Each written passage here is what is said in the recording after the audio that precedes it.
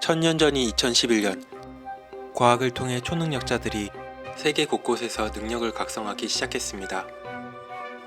그 인구는 0.3%, 통제되지 않은 힘은 무분별하게 사용되기 시작하였고, 염동력을 이용한 범죄가 급증하여 치하는 극도의 혼란에 빠지게 되었습니다. 일반인 역시 그런 초능력자에 대한 증오가 들끓기 시작했고, 상황은 돌이킬 수 없는 국면까지 치닫게 됩니다. 결국 초능력자들에 의해 기존 문명은 완전히 붕괴하고 사실상 암흑시대에 들어가게 됩니다. 문명의 붕괴 이후 약 500년간의 암흑시대가 찾아옵니다.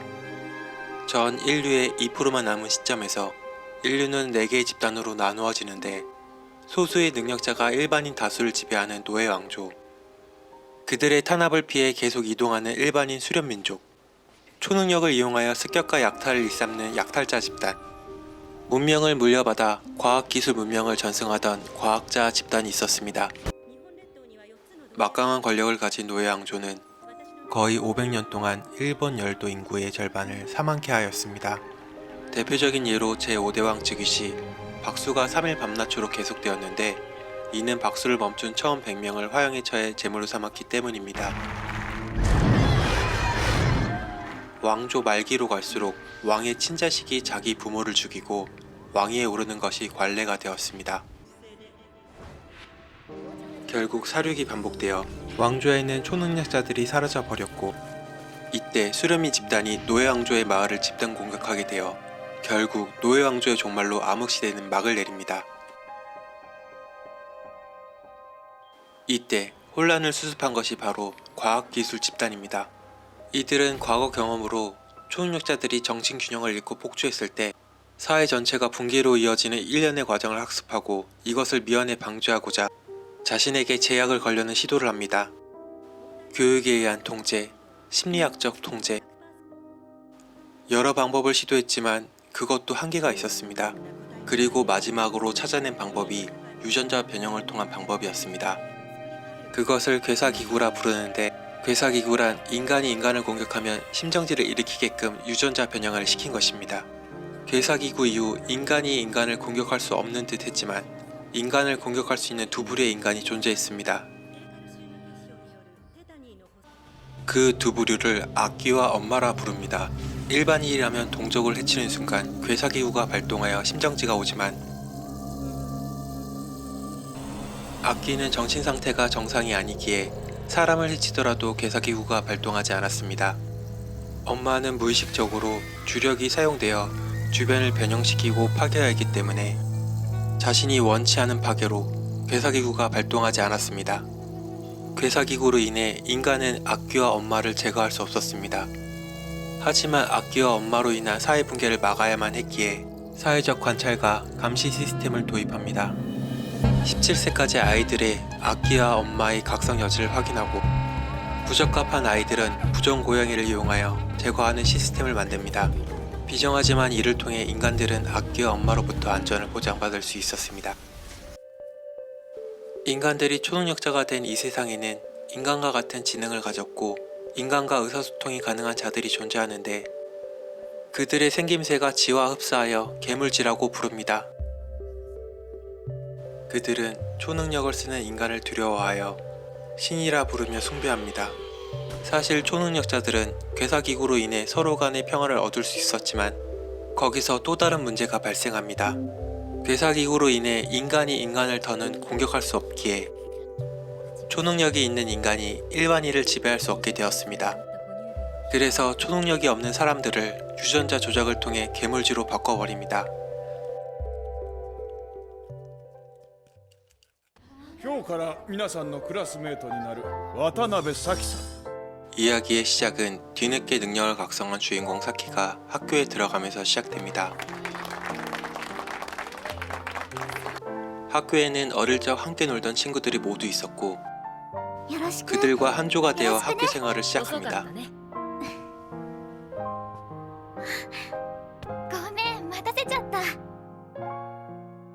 학교에서는 초능력 수업을 합니다.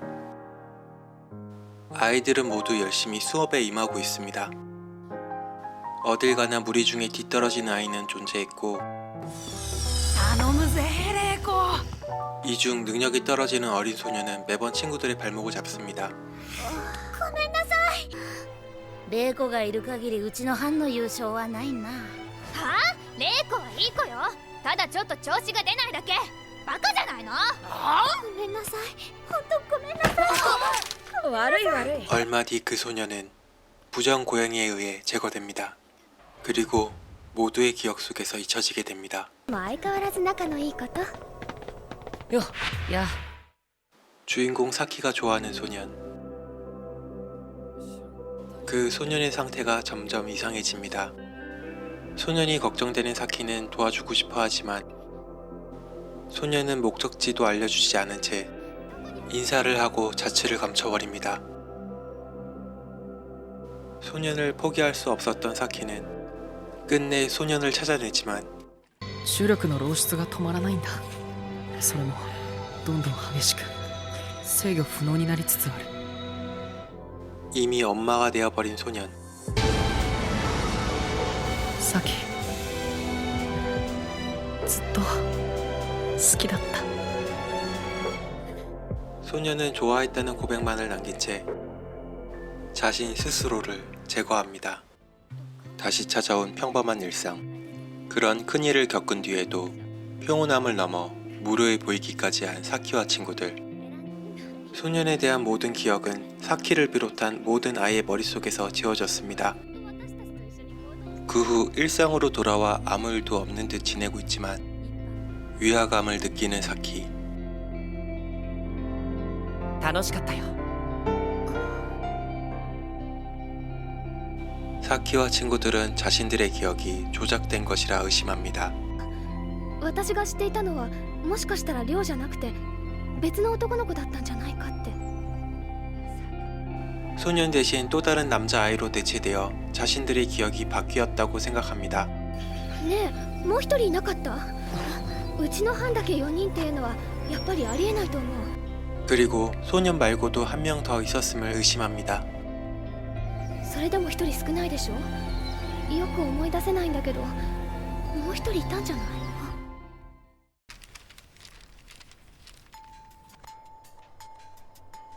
또 다른 사건이 발생합니다. マリアちゃん守が 사키의 친구 중 하나인 마모루는 편지 한 장만 남긴 채 가출을 합니다. 친구들은 마모루를 찾기 위해 눈이에 난 썰매 자국을 따라가고 금기시되던 마을 밖까지 나가게 됩니다.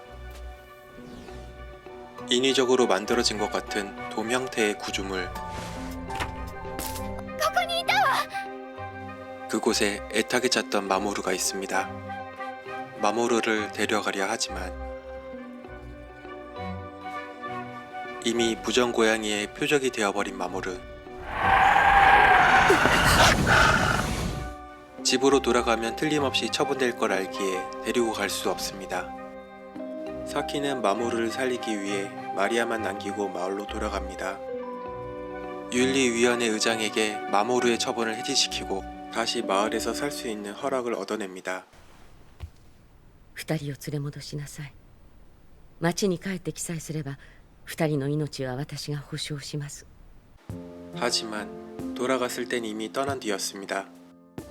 마모루뿐만 아니라 마리아까지 함께. そしてどうか私たちを探さないでください。 마모루가 걱정된 마리아는 편지 한 장 남긴 채 자신들을 찾지 말아달라며 멀리 떠났습니다. 化けネズミの実態調査と管理を行うことだった。 26세가 된 사키는 괴물지 관리 업무를 맡고 있습니다. 사실 이애니의 또 다른 주인공이라고도 볼 수 있는 괴물지 야코마루. 괴물지 콜로니의 재상인 야코마루는 자신들의 생사 여탈권을 가지고 있는 인류가 두려움의 대상이자 자신들의 존립에 방해되는 존재이기에 인류에 대해 공격을 계획합니다. 人を騙した悪ネズミ舌を引き抜き裏返し天日に干して干物にしようかはたまた骨を砕いて引き伸ばし三段重ねで餅にしようか。 인간들은 괴물지의 공격을 우습게 여기고 있었지만 오랜 시간 동안 은밀하게 준비해온 괴물지들의 공격은 생각보다 인간에게 위협적이었고, 게다가 악기를 손에 넣은 야쿠마루에게 인류란 더 이상 두려움의 대상이 아니었습니다. 악기와 만나게 된 사키, 악기의 모습에서 12년 전에 헤어진 마리아와 마모루의 모습을 보게 됩니다. 本当にお前はアッキなのか。 인간 최강자조차도 괴사기구로 인해 악귀에게 저항조차 못합니다. 인간들이 더는 반격조차 못하게 된 상황에서 초능력자를 죽일 수 있는 고대 병기가 도쿄에 있음을 알게 되고, 사키는 또 다른 콜로니의 대장인 괴물지 기로마루와 함께 고대 도시 도쿄로 향합니다. 하지만 야쿠마루와 악기가 그곳까지 쫓아오고, 여기서 사키는 악기가 자신이 인간이 아닌 괴물지라고 인식하고 있어 인간을 죽여도 괴사기구가 발동하지 않았을 것이라고 생각하고 그걸 이용하기로 합니다.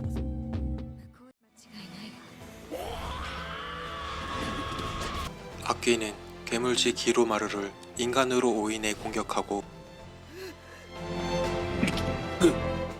붕대를 풀어 자신의 모습을 드러낸 기로마루는 그대로 쓰러집니다.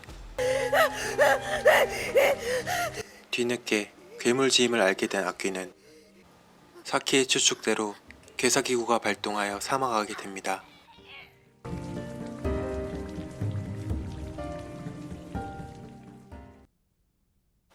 악귀 사막으로 전쟁은 인간의 승리로 끝나고 전범이 된 야쿠마루는 인간에게 붙잡히고 맙니다.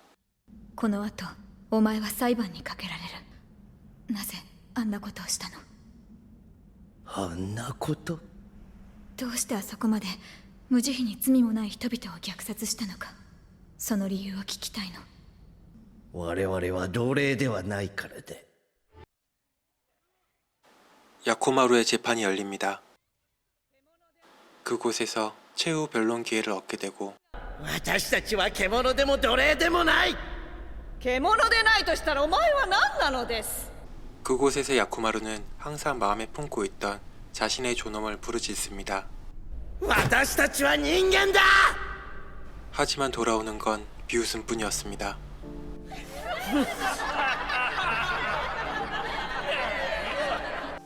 이미 처음부터 결과는 뻔한 재판. 인간들은 야쿠마루가 죽지도 못하고 영원히 고통 속에서 살게 하는 무한 지옥의 형벌을 내립니다. 約束しましょう。未だかつてどんな生き物も味わったことのないほどの苦痛の中でゆっくり命を奪ってやることを。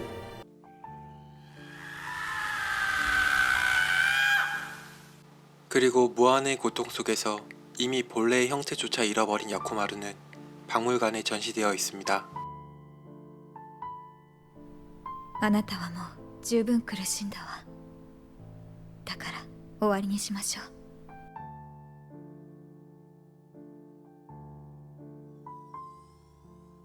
이렇게 사키는 야쿠마루의 고통을 끝내주며 이야기는 끝이 납니다. 신세계에서는 작가의 놀랍고도 뛰어난 상상력으로 만들어진 디스토피아 작품입니다.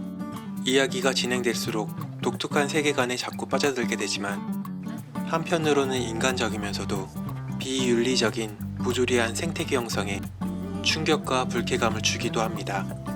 지금까지 신세계 리뷰였습니다. 시청해주셔서 감사합니다.